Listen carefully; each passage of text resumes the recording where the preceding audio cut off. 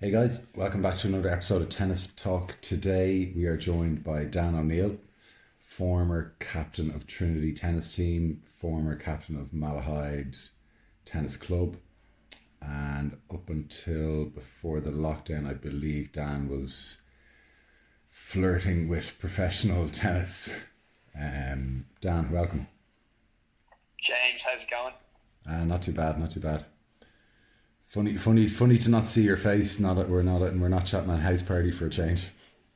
I know, yeah, makes a change for the past Yeah. week anyway. Um. So come here. How you getting on in general? Not too bad. Just kind of the same as everyone really, just getting up to the same stuff every day. Yeah. Trying to do a little bit of fitness. Obviously can't play tennis, and then just hanging out on a few house parties and Zoom calls Yeah. in the evenings. Nothing crazy. And are you doing any kind of to keep the eye on any tennis at all? Do you have a local wall or anything? Small bit. So we're in apartments here, and there's like an underground garage kind of car park thing. Okay. So I've been going down there, but it's like it gets boring kind of fast. It's obviously not the same as having a hit in the outdoors. Yeah. Did you see my challenge I put up online yesterday? I saw the video on as part of the podcast, the volleys against the wall and stuff. Yeah. Yeah, that was very good. You can Impressive. I'm not sure. I'm actually not sure I'd be able to manage the frame shots and the butt couples. Yeah. I have to be honest. I woke up this morning and my shoulder was hanging off In me. bits. That did take a few takes to eventually get that. Yeah, well, it's the beauty of not being live. Yeah, Do as exactly. many takes as you need. I'm outing myself now. Yeah. So come here. I've never actually asked you how you got involved in tennis. Were you a tennis family or what? Tennis family, no, complete opposite. Right. We used to we lived in a kind of tiny village in Kildare, and there was just kind of 3 tarmac courts. But I not really interested in tennis at all, to be honest. I was kind of into the football, and my dad's a big golf fan, so there was like a pitch and putt course as well. But I actually started doing the park tennis one summer. I'd say I was maybe about 7 or 8, probably starting, and then But which park was that? it's a tiny village called Prosperous, very very small, near Clane, about 20 minutes from Naas.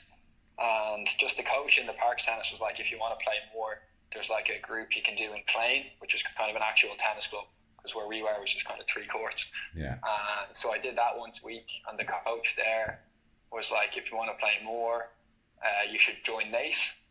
So when I was about 9, I think I joined Naas and had a couple of years there, and that's when I started playing maybe like 2 or 3 times a week, and started doing a few Leinster squads and things like that. Yeah. So you took it up kind of easily enough. Yeah, it wasn't that serious with it. Like, wasn't too like I don't really remember playing many tournaments under 10. And then when I was under 12, then I started playing a little bit more. Got into school in Belvedere then, so wanted to kind of find somewhere a bit near school to play. So I started doing the squads then in Westwood, Clontarf, and at the time it was Peter and Justin Clark running it. So I'd say once I kind As of in started, Peter Clark and Justin Clark. yeah. So Peter was like the main coach, and I think Justin was kind of. I'm actually not sure how long he'd been in Ireland at that stage, but he was. It was the 2 of them, Right. and You've you'd two, have you've two people nice. like Mariana, Simon Rafter hitting it. You've two nice mixes of personality there with the 2 Yes. Clarks. Yeah. Yeah, it was very fun. I do remember Justin being very kind of chilled out, as he is, laid back. Yeah. And then Peter Clark could tear into you when he wanted to, I'm but sure he could. Yeah. bringing us out in the hills in Fairview Park, running up and down for fitness and stuff, Yeah. the scores were different, a little bit different to how they are now, I think. Yeah. He was some man, Clarky. Sorry, I'm just going to turn up your volume a little bit. So you obviously went on, and then got to the point where you obviously kept playing through college. You went to Trinity. I did, yeah. I actually didn't really know. Like, I was just kind of the opinion that once you finished your last year in fits, then tennis kind of fell off a little bit. I was like, oh, I'm just going to be playing league and stuff. But got involved with the Trinity Tennis Club, and we actually had a good batch of guys, kind of all around the same level. And then there was a few events. To be honest, I actually didn't really train that much in Trinity in the first year because I was working, coaching in the evenings. But there was obviously the intervarsities, which is kind of a crazy weekend because it's like very social but like very competitive at the same time. It's kind of weird. And then I don't know, I just enjoyed the college tennis because you kind of get a few older people that maybe used to play and maybe gave it up when they were like 15, 16 and kind of get back into it. And I don't know, it's just kind of easy going. So yeah, played 5 years actually, because I haven't really experienced this year, the college stuff. And then played a little bit of league. The last 2 years played flooded league with Trinity. Yeah. Can I ask you, did you find your 4 years in Trinity flew by? Yes. Yeah. I did a half pointless arts degree there for 4 years, and I remember walking out the door with my ridiculous get up and my cert or whatever it's called. I was like, did that actually just happen? It was like quickest 4 years of my life. Yeah, it flies by, especially the first couple of years, because there's just kind of so much new stuff. It's obviously very, very different lifestyle to school. And then final year goes by fast. And then I was away, went to the States on exchange for half a third year. So yeah, very, very fast. Yeah. And then tell me, I wanted to ask you at some point after or even during that, I remember somebody saying to me, oh, did you hear Dan O'Neill is captain of Malahide, men's captain of Malahide Tennis Club? And I was thinking to myself, what the F is going on there? That's an old person's job. And a thankless job, I'm sure. Yeah, so it actually came about.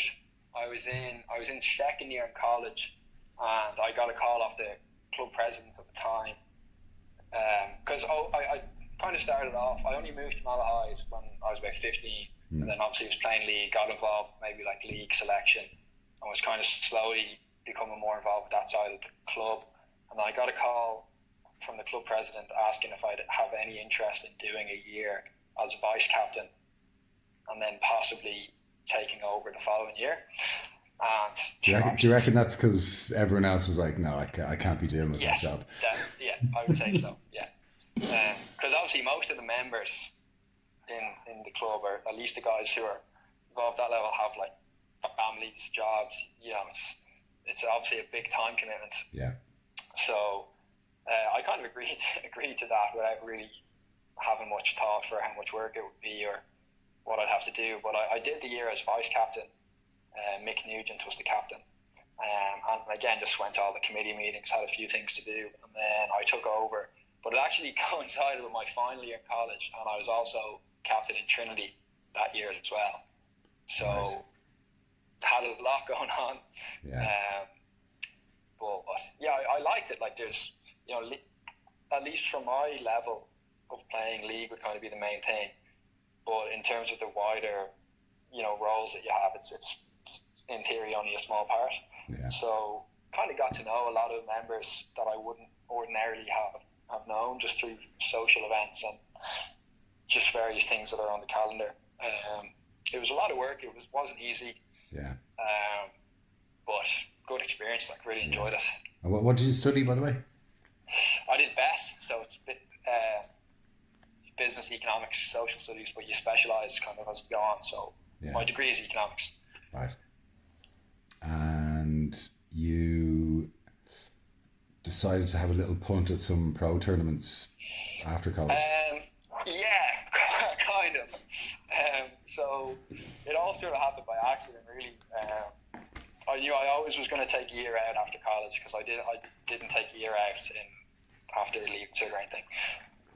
Didn't really know how I was going to spend it, but I was working in Westwood Clontarf at the time, and a guy, Dorian Coss, sure people will know that are listening to this, Yeah. was working with a coach called Joe Dwyer, who I'm sure a lot of people would have heard about as well. And I got to know Joe kind of just from being around Westwood. Yeah, normal Joe, I think is his nickname, or should Yes, be. very normal. No, he is a. In case Joe's listening, he is a legend. Absolute legend. And so I got to know him, and then I was maybe hit in as a hitting partner with Dorian, and then that kind of transitioned into me doing a few one-on-one sessions with Joe in the summer, and he came to a few of the tournaments, and then he just basically called me up and said, listen, because Joe has been coaching Julian Bradley, who was a guest a few weeks ago, and he was like, listen, I'm doing a stint in the States with Julian and Peter Bothwell. Would you have any interest in kind of coming over? I think it'd be really good for you. So I was just like, yeah, why not? So just before Christmas, or I think start of October, I went over and had a month in the States. I was at tournaments, at Futures, but they were the kind of higher, like the 25k, so I couldn't get it in, but was just playing like all day, every day. And then myself and Julian went to Mexico for a month, and I played 3 tournaments there just to qualify. But loved it. Yeah. And what do you reckon after the lockdown? Will you go back to it, or? Yes, I think I will. Or will you make your folks happy and get a real job? No, I'm not quite ready for the real world yet. I was supposed to go back. I was supposed to be going to obviously CT's wedding at the end of March. I must give a shout out to Connor Taylor. A bunch of us were supposed to be at his wedding a few weeks ago, and he's on pretty much lockdown over in the States. But yeah, he's definitely one of the most popular coaches and one of the most hard-working coaches. And the parents that I deal with in my shop, and they couldn't have more praise for him. So definite big shout out to CT. Well, he will be listening because I'm going to send this to him in the morning. Yeah. So I was supposed to head over to that, and then I was going to stay out there for maybe just over a month. But obviously that's not going to happen now with the whole situation. But I think I will. It's kind of unknown when the tournaments are going to be back. And even if we kind of sort out ourselves here, don't really know how soon I want to be heading back over to America. Yeah, I don't know. I can't imagine people flying around the world for 4 or 5 months. A long time. Yeah. Yeah. But I would definitely recommend for anyone who's thinking about it just to take the plunge and do it. Yeah. Because once you're actually over there and you get used to the environment and you get used to the conditions and maybe a bit faster tempo and stuff, it's actually very enjoyable playing those matches. It's not often, like, I think if I entered a tournament here, like, probably wouldn't ever play someone who I've never played before. Probably have played them 100 times since I was in the under 12s. It's just fun kind of playing on nice weather, you know, against someone who you don't know. You have to figure it out. I can ask you slightly on topic or slightly off topic. Do you have a take on this debate as to whether, if you're an aspiring professional and you're 13, 14, 15, should you forget about school, go full time, and then if you don't make it, then go back and resit the Leaving Cert when you're 20 odd or early 20s? Yeah, geez, big question. I know for a fact that unless I was top 10 in the world under 14, like I probably would never like do that personally. Yeah. It's a risk. Like it's just a massive risk. If it pays off, brilliant. But do I have an opinion on it? I don't know. I don't think I'd ever be in a position to be able to make that recommendation to someone. Yeah. If I was coaching, because there's just so many variables. There's so many things that you can't predict. 14 is young. Yeah, it's funny. I think it's a divisive issue. I think some coaches are like, look, if you want to be a pro, this is what you have to do. If you want to go to the States, then stay in school. But sometimes I Yeah. think, that it may not be a bad option. Like you can always go back and resit the leaving cert. A lot of us go to college for do 2 degrees or do masters or Yeah. I think people. There's definitely a pressure that comes from the environment you're in. Like even I found in college, like my course was a little bit more chilled out, but some of the more intense college courses, there is this kind of thing around, oh, where are you doing your internship? Who did you get for your grad program? Like, people have these like 5 and 10 year plans about what position they want to be in a company by a certain age. And I would be, obviously didn't really go down that route, took a year off to go and play tennis. So there is definitely a kind of a pressure to go down a certain pathway. Yeah. But yeah, it's a huge decision. Yeah. Right. I've been neglecting the roots of this podcast and how many you've listened to, but the idea was a bit of a distraction from the coronavirus and a bit of fun, like all the memes and the videos that are going around. So I was going to do my take on it, which was focus on a funny story and a quiz. Right. Yeah. So I'm gonna start trying to reintroduce that. So I might be putting you on the spot a little bit, but do you have any? I always have to say, because I know there's the odd kid watches these videos. A PC funny tennis story. Okay. So straight away you've eliminated most of your life. 95% of the stories. No, and everyone else's. I was actually telling this again recently, a funny story a few years back. So we were lucky enough with our team in Trinity to play in Monte Carlo in this European thing 2 years in a row. Now there's a lot of stories from those weekends, but I would love to get a certain person on to tell a certain story about Monte Carlo. I can't see that happening, but no. It was basically this kind of weekend tournament thing, and it's obviously a great experience to get to play in that club. And I remember on the last day we were kind of hanging around waiting for the presentation. So a lot of the pros obviously play in Monaco, and Djokovic was kind of coming back from his injury at the time. We got to see him train. Was this in the same venue as the Masters event? Yes, the same as the Masters, which was supposed to be on last week, I think, or this week. But yes, we got to see Djokovic, which was cool. It's actually a completely different story. These 2 American lads he was working with had him doing crazy stuff, like hitting table tennis balls, doing all these mad stretches. But anyway, so we're kind of hanging around, and they have this kind of wine reception, a bit of finger food, and you're kind of mingling with the other teams and stuff. And I found myself talking with another girl from Trinity to this guy who I think he'd won Monte Carlo back in the day, and he's now the tournament director there. Can't think of his name, but we were chatting away to him, and this guy comes over, kind of older guy. Just remember he had this red cap on, shook hands with your man, and then he was kind of in the conversation, but his English wasn't great, and I was trying to kind of get him involved. I was asking him questions like, oh, so you must be a member here. Do you play? And he was like, yeah, I play a couple of times a week. I was like, oh, that's great. Like, you ever play any matches? And he's like, oh, I'm kind of old. Like, I don't really play matches now. And I was like, oh, you should like maybe try like call up a friend and play a few sets, because like it's really fun. It adds a kind of competitive edge. You'll probably get a bit fitter as well. Just kind of giving him general. Had my coaching cap on. And the conversation goes on, and he was like, oh yeah, I played a few matches before I was here in Monaco. And I was like, oh, like, where did you play? And he's like, oh, around the world, like maybe went as far as Australia, played a lot in France. And I was like, oh, that's brilliant.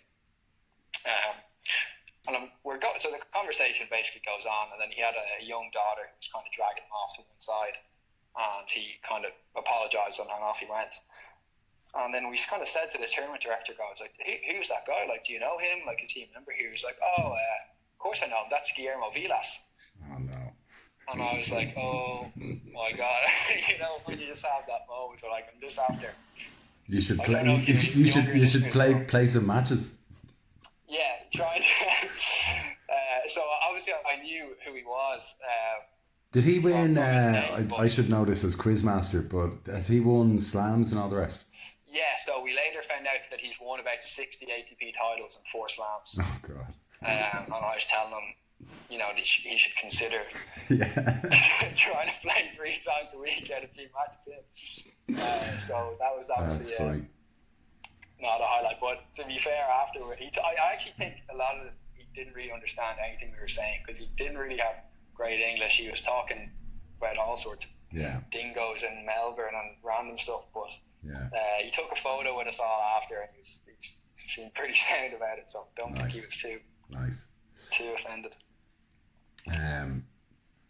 I was thinking about the funny stories stuff, and I can't remember what age we were. But you know the guys, Timo Barry, Morgan Dunn, Alan Kelly.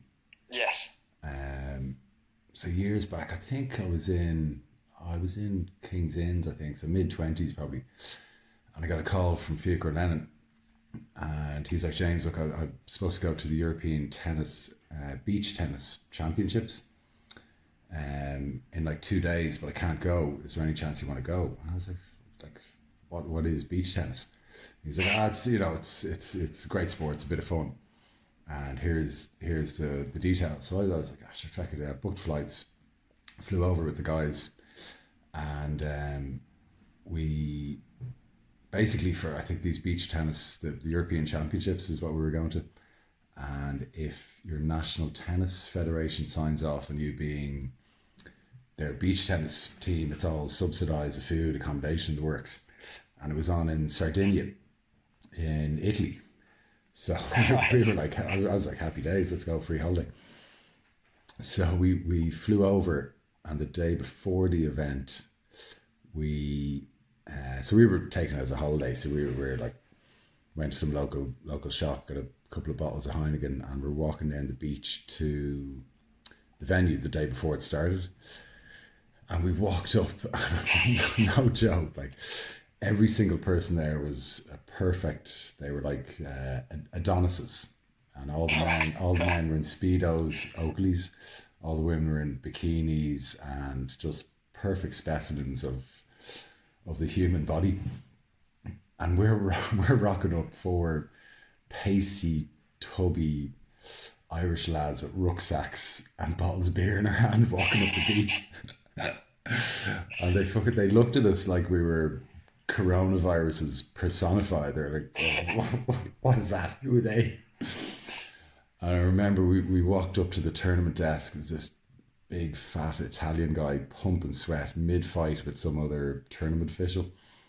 We walked up to him and we were like, hey, how's it going? Where do you buy the rackets? And we'll need a copy of the rules for tomorrow. So he wasn't too happy. I think he knew what we were up to. So then so the next day, myself and Alan Kelly were teamed up together. Bear in mind, this is like there's stands everywhere around the beach tennis courts. There's like 2 Italian TV stations. There's a DJ going all day, and we basically didn't have a clue what we were doing.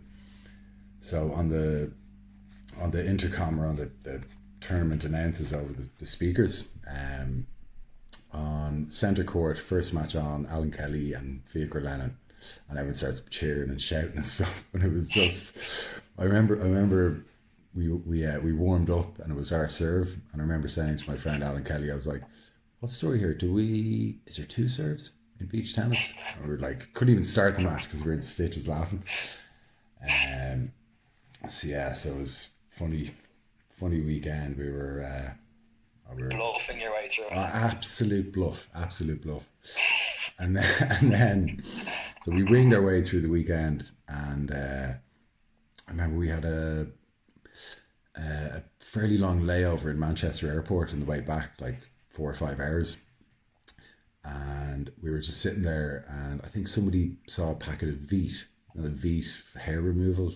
I think women only use it in the chemist, and one of the lads was like, "Here, Colhoun, we're gonna Veet you," because I'd be fairly hairy torso, and the whole weekend we were freaked out about how beautiful these human specimens were, and they're like, "Colhoun, we're gonna Veet you."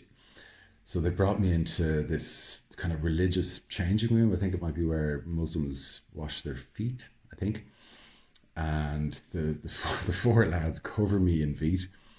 And I was sunburnt to bits, so I was in tatters anyway. And the lads three men start Veeting me. I'm standing naked in this room. And the lads are Veeting me and scraping off the Veet with credit cards. Leading down this story.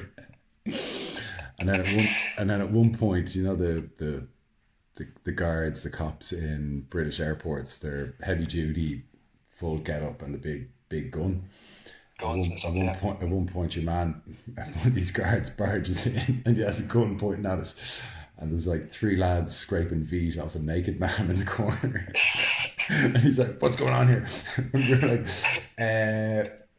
"We're just Veeting him." So anyway, I ended up in like massive tennis ball sized welts for about a week. Wow. So yeah, that was funny. Okay, I've no idea how long we're going. How long are we going? We're going a bit of time. About half an hour. Yeah, let's do the quiz. Okay. I think this will all depend on whether you saw the documentary a year ago or so. Question 1: Who played Billie Jean King in the 1973 famous Battle of the Sexes match? Oh, in the movie? Yeah. Emma Stone, is that her name? Who? Emma Stone? No. The Battle of the Sexes match, though, was obviously a man versus Billie Jean King. Oh, I thought you meant who played her in the movie. Oh, sorry. Did you see that film? Jeez. Okay. Oh, Bobby Riggs. Okay. Is that his name? Yeah. 1 out of 1. What brand of tennis ball was used in the Aussie Open this year, and I think last year, definitely this year? No idea. Australian Open. Dunlop. Good guess. 2 out of 2. Was it Dunlop? Yeah, it was Dunlop, yeah. What club hosted the 2012 Olympics? Wimbledon. 3 out of 3. Murray beat Federer. Yes. Haven't lost to him in actual Wimbledon. Yeah. I have this weird feeling that that's the one match in his whole career Federer is like, go on. Just go on, have it. Go on, have it. Just like, you guys supported me through so many finals. This is my little go on. Yeah. Okay, where is Borna Koric from?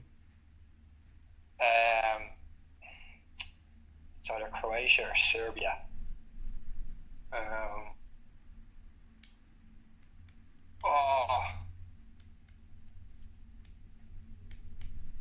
Serbia. Croatia. Croatia, God.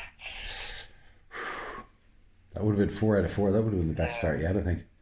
I mean, I honestly didn't think I'd get any of these right, to be honest, so I'm happy enough. Okay, name either the 4th or the 5th ranked tennis player in the female rankings.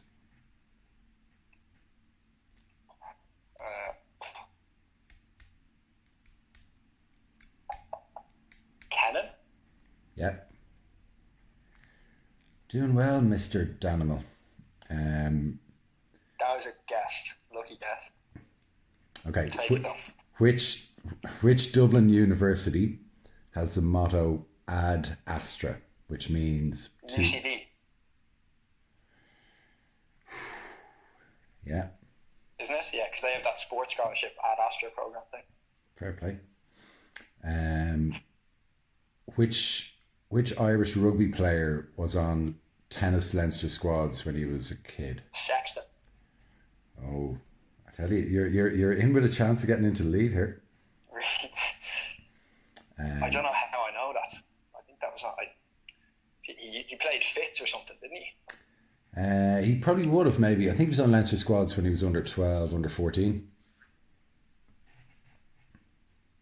Pretty good life decision from him to Yeah, not pursue the tennis route. Yeah.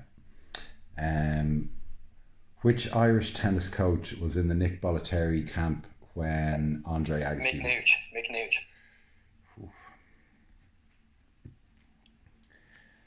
How many Grand Slam finals? You can't not know that if you're a member of Malahide. I know. Frick, yeah. How many slams have Djokovic and Murray played in? Slam finals, sorry. How many finals? Yeah. Okay, this is going to be. It has to be spot on, does it? I don't get a plus or minus. No, there's only 4 Grand Slams.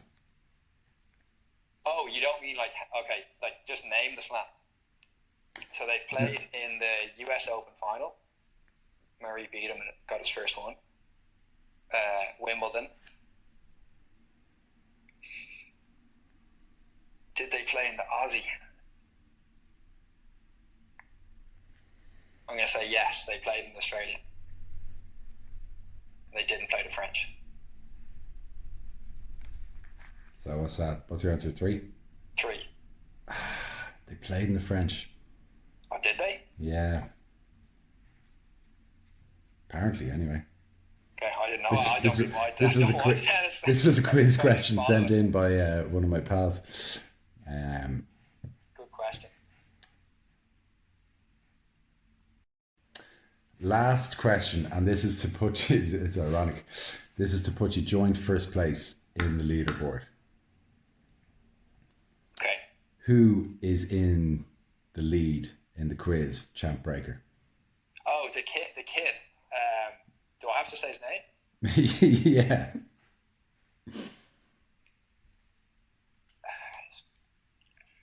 Billy? Something Brennan. I think I don't want to take the lead away from him, but I think I'm going to have to give you that. Yeah, Billy Brennan. Well, I mean that's what I said. Yeah, I should have guessed. Why did I say Serbia or Croatia? You would have been in the lead on 9. Would have been in the lead. Mike Johnson's going to text me in 2 minutes, saying those questions are way too easy. Way too easy. I had the easiest quiz in the world. Oh, funny. Okay, Dan, we'll let you go. We'll see you on House Party in about 30 seconds. In about 35 seconds, James. Right, thanks very much. Thanks a million. Thanks, folks. See you now. See you. Bye-bye.